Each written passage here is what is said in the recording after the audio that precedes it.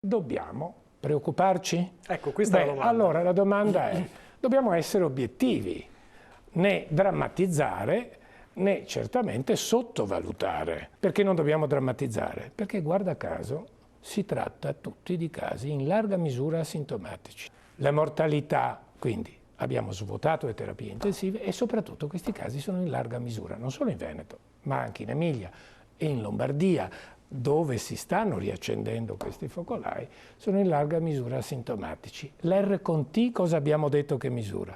L'esordio dei sintomi, ma se i sintomi non ci sono, ecco perché dico è meglio che misuriamo l'incidenza, il numero e come sta replicando il virus, perché allora se vediamo che in alcuni focolai sta impennandosi come vediamo in questo grafico, è lì che dobbiamo intervenire rapidamente. Quindi allora, in questa fase è importante sì considerare l'epidemiologia, i contagi, i numeri, è fondamentale. Perché dobbiamo spegnere questi focolai?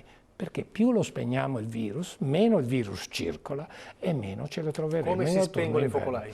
Allora, i focolai c'è un modo di spegnerli che ovviamente vanno tracciati dal punto di vista virologico, quindi sono le 3 T, testing, tracing and tracking.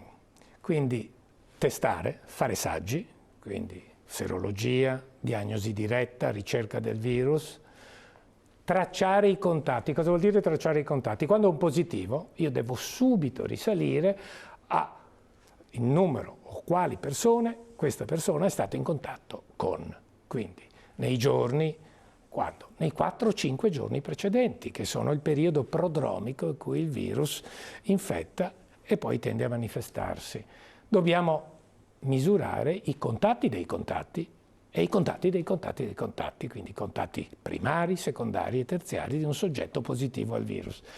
Quindi tracing. Tracking cosa vuol dire? Che dobbiamo censirli esattamente e censirli vuol dire che il provvedimento immediato è che dobbiamo ricorrere all'isolamento di questi soggetti.